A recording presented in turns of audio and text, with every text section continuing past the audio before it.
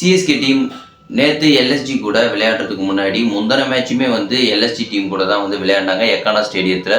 அவங்க ஹோம் கிரவுண்டில் சிஎஸ்கே போய் தோற்றுருந்தாங்க. அது மட்டும் இல்லாமல் நேற்று மேட்ச்சில் சிஎஸ்கே எதனால் வந்து தோத்தாங்க, அவங்க வந்து தோற்றதுக்கான ரீசன்ஸ்லாம் என்ன காரணம், இதுக்கப்புறம் வந்து அவங்க எத்தனை மேட்ச் ஜெயிச்சா வந்து பிளே ஆஃப்குள்ளே இருப்பாங்க, தோத்தா வந்து எத்தனை மேட்ச் தோத்தா வந்து வெளியே போயிடுவாங்க அப்படின்றத நம்ம டீட்டெயிலாக வந்து இந்த வீடியோவில் வந்து பார்க்கலாம். வாங்க வீடியோக்குள்ளே போவோம்.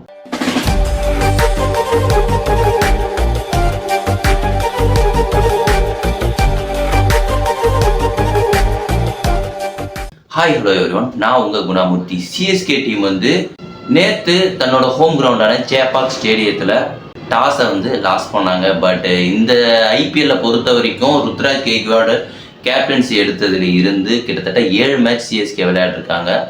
அதில் ஒரே ஒரு மேட்ச்சில் மட்டும்தான் சிஎஸ்கே டீமோட கேப்டன் ருத்ராஜ் கெய்க்வாட் டாஸ் வந்து வின் பண்ணியிருக்காப்புல. மீதி எல்லா மேட்ச்லையுமே வந்து டாஸை வந்து லாஸ் பண்ணியிருக்காரு. டாஸ் லாஸ் பண்ணதும் சில மேட்ச் தோற்றதுக்கு முக்கியமான காரணம். நேற்று வந்து டாஸ் லாஸ் பண்ணது கூட முக்கியமான காரணம் நான் சொல்லுவேன். ஏன்னா நேற்று டாஸ் வின் பண்ண எல்எஸ்டி டீம் வந்து பவுலிங்கை வந்து சூஸ் பண்ணாங்க. ஏன்னா செகண்ட் ஹாஃபில் டியூ அதிகமாக இருக்கும் அப்படின்ற ரீசன்னால் எல்எஸ்டி டீமோட கேப்டன் கேஎல் ராகுல் பவுலிங்கை வந்து சூஸ் பண்ணார்.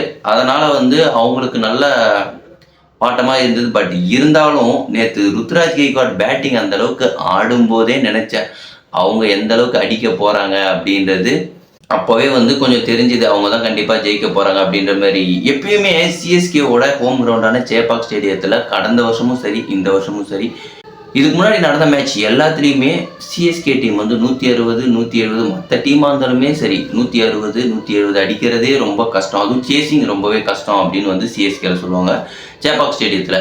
பட் இந்த மேட்ச்சில் 210 ரன் அசால்ட்டாக வந்து அடித்து வின் பண்ணிட்டாங்க எல்எஸ்ஜி டீம்.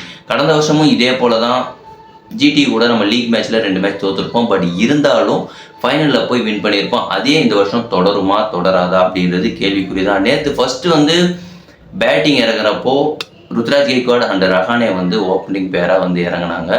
இவங்க ஓப்பனிங்காக இறங்கினாங்க. பட் ரீசெண்டாக ஒரு 2 மேட்ச்சில் வந்து பார்த்தோம் அப்படின்னா ரஹானே வந்து சூரத்தேங்காய் உடைக்கிற மாதிரி அவரை ஓப்பனிங் இறக்கி விடுறாங்க. அவங்க எப்பயுமே வந்து ரஹானே வந்து ஃபர்ஸ்ட் டவுன் தான் வந்து இறங்குவார். அப்படி இருக்கிற பட்சத்தில் ரீசெண்டாக ஒரு 2 மேட்ச் இதுக்கு முன்னாடி நடந்த எல்எஸ்டி மேட்ச்லையும் சரி இந்த மேட்ச்லையுமே சரி அவரை வந்து ஓப்பனிங்லேயே இறக்கி விடுறாங்க. இறக்கி விட்டால் அவர் அடிப்பாரா அடிக்க மாட்டாருன்னு பார்த்தா அவரை எதனால் ஓப்பனிங் இறக்கி விடுறாங்க அப்படின்னு பார்த்தோன்னா ஃபஸ்ட்டு விக்கெட் இவர் விழுந்தால் வந்து நல்லா வந்து பேட்டிங் லைனப் வந்து நல்லா இருக்குது அப்படின்றதுக்காக இறக்கி விட்றாங்களோ என்ற மாதிரி எனக்கு தோணுது. நேற்று மேட்ச்சில் ரச்சின் ரவீந்திரா கிடையாது.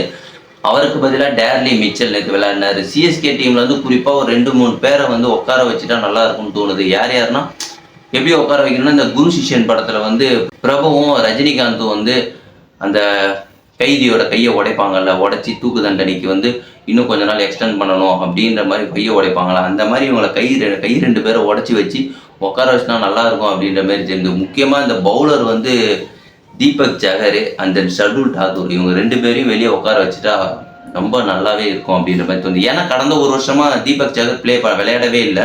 இந்த வருஷம் தான் வந்து விளையாட வந்திருக்காரு. ஸோ அதனால் அவருக்கு குறைவான வாய்ப்பை கொடுத்துட்டு மீதி இருக்க யங் பவுலர்ஸ்லாம் சிஎஸ்கே பிளேயர்ஸ்லாம் நிறைய பேர் இருக்காங்க, அவங்களுக்கு வாய்ப்பு கொடுக்கலாம். ராஜவர்தன் ஹங்கரேக்கர் ஆல்ரவுண்டர் அவருக்கு ஒரு மேட்ச் வாய்ப்பு கொடுக்கலாம். அதெல்லாம் வந்து கொடுக்கறதே கிடையாது. ஏன்னு தெரியல. சரி ஓகே, நம்ம மேட்சுக்கு வருவோம்.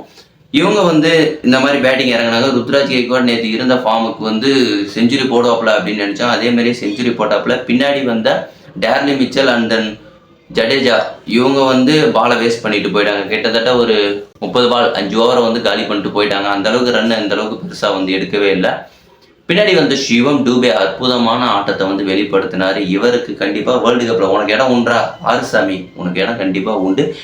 இவர் வந்து அற்புதமான பேட்டிங்கை வெளிப்படுத்தினார். கடைசி ஓவரில் தலை தோனி வந்து இறங்குவாரா அப்படின்னு வந்து எதிர்பார்த்துட்டு இருந்தோம். சரி, அதே போல் கடைசி ஓவரில் ஒரே ஒரு பால் மட்டும் பிடிச்சி 4 அடித்து மேட்சை வந்து வின் பண்ணி கொடுத்தாரு. குறிப்பாக பார்க்க வேண்டியது என்னன்னா இந்த டாட்டா ஐபிஎல்லை பொறுத்த வரைக்கும் எம்எஸ்டி தலை தோனி வந்து இது வரைக்கும் எந்த மேட்ச்லையுமே அவுட் ஆகலை அப்படின்ற ஒரு சிறப்பம்சத்தை வச்சுருக்காரு.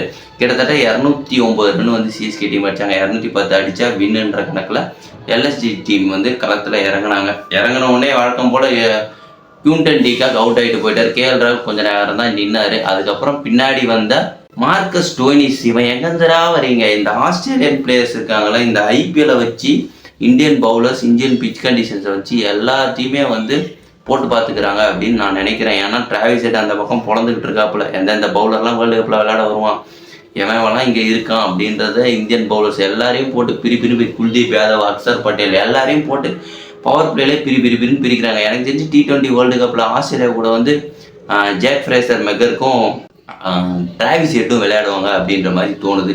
ஏன்னா அந்த அளவுக்கு வந்து அருமையாக பவர் பிளேயில் விளையாடிட்டு இருக்காங்க. இப்போது அதுக்கடுத்து சிஎஸ்கேக்கு வந்து எஸ்ஆர்ஹெச் கூட இன்னும் ஒரு மேட்ச் இருக்குது. அந்த மேட்ச்சில் என்ன கதியாக போகுது சேப்பாக் ஸ்டேடியம் அப்படின்றது தெரியல. சரி, ஓகே. மார்க்கஸ் ஸ்டோய்னிஸ் வந்து நேற்று ஒரு அற்புதமான ஆட்டத்தை வந்து வெளிப்படுத்திட்டு இருந்தார். அவருக்கு பார்ட்னராக நிக்கோலஸ் பூரன் வந்து வந்தார். இவங்களோட பார்ட்னர்ஷிப்பை உடைக்கிறதுக்கு ரொம்பவே சிஎஸ்கே டீம் வந்து கஷ்டப்பட்டாங்க. பட் ஆனால் நேற்றைய மேட்ச்சில் வந்து தோனி இன்வால்வ் ஆகலை, அவர் கேப்டன் இல்லை. ஸோ அதனால் வந்து அவர் வந்து ஃபீல்ட் செட்டப் அதெல்லாம் எதுவுமே பண்ணல. ருத்ராஜ் கேக்கிட்டே விட்டார், நீ என்னமோ பண்ணு, நீ எப்படியாவது ஜெயி, உனக்கு என்ன டிசிஷன் தோணுது, எப்படி பிளேயர் செட் பண்ணுற அப்படின்றத நான் பார்க்குறேன் அப்படின்ற மாதிரி இவர் வந்து நின்று வேடிக்கை மட்டும் பார்த்துக்கிட்டு இருந்தார். அங்கே இங்கே போன் மட்டும் அதெல்லாம் வந்து சொல்லவே இல்லை. சரி, என்ன பண்ணுறான் அப்படின்றத இவரும் பார்த்துக்கிட்டு இருந்தார். பவுலர்ஸ் வந்து ஓவர் போடுறாங்கல்ல, அதை வந்து கரெக்டாக வந்து சேஞ்ச் பண்ணல. மோயின் அலிக்கு அந்த அளவுக்கு ஓவர் கொடுக்கவே இல்லை, 2 ஓவர் தான் பட் அடித்தாங்க அப்படின்னு சொல்லிட்டு அவருக்கும் கொடுக்கவே இல்லை. பதிஷா பதிரானா தான் எந்த ஒரு மேட்ச்லையுமே சரி நம்பிக்கை நட்சத்திரமாக முக்கியமான விக்கெட்டை எடுத்து கொடுத்துட்டு இருக்காப்புல. அதேமாரி நேற்று தேவதூத் படிக்கலோட விக்கெட்டையும் எடுத்து கொடுத்தாப்புல. அதுக்கடுத்து நிக்கோலஸ் பூரன் ஒரு அருமையான ஆட்டத்தை வெளிப்படுத்தினார்.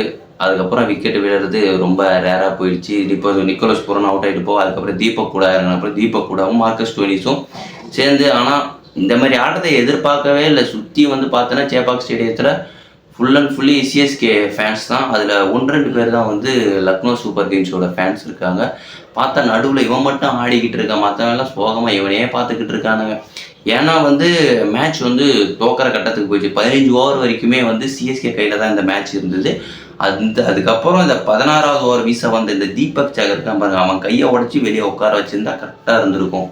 அந்த அளவுக்கு ரன்னை வந்து கன்சிடர் பண்ணது மட்டும் இல்லாமல் 4லேருந்து ஃபீல்டிங்கில் அந்த அளவுக்கு ரன்னை வந்து வாரி வழங்கிட்டு இருந்தாப்புல. அதுக்கப்புறம் வின் பண்ணியிருக்கலாம். பட் ஆனால் சிஎஸ்கே பவுலர்ஸ் யார்கர் பால் அப்படின்னு ஒன்று இருக்குது, அதை ஏன் பயன்படுத்த மாட்டாங்க அப்படின்னு வந்து எனக்கு நிஜமாகவே தெரியல. லாஸ்ட் ஒரு ஓவருக்கு 17 ரன் அடிக்கணும். சரி, ஓகே, அதை லாஸ்ட் பாலில் அடித்து வின் பண்ணால் கூட பரவாயில்ல. ஒரு லாஸ்ட் ஓவர் அந்த மேட்சை வின் பண்ணி ஆகணும் அப்படின்ற மாதிரி இருந்தது அப்படின்னா என்ன பண்ணுவாங்க? இந்த மேட்ச்லேயே வந்து கோட்டை விட்டுட்டு இருக்காங்க.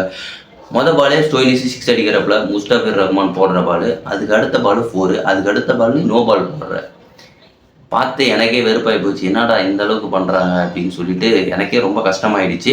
சரி, ஓகே, இதுக்கப்புறம் வந்து எப்படி மேட்ச் தோக்க போகிறீங்க அப்படின்றது தெரிஞ்சு போச்சு. ஒரு வழியாக மேட்சை தோத்துட்டாங்க. இதுக்கு அடுத்து மீது எத்தனை மேட்ச் இருக்குது அப்படின்னு பார்த்தோன்னா கிட்டத்தட்ட ஒரு 6 மேட்ச் இருக்குது. 8 மேட்ச் விளையாட்டாங்க. ஒரு டீமுக்கு 14 மேட்ச்சில் கிட்டத்தட்ட சிஎஸ்கே இப்போ 8 பாயிண்டோடு இருக்காங்க. இன்னும் 6 மேட்ச் இருக்குது. 6 மேட்ச்சில் சிஎஸ்கே டீம் என்ன பண்ணணும்?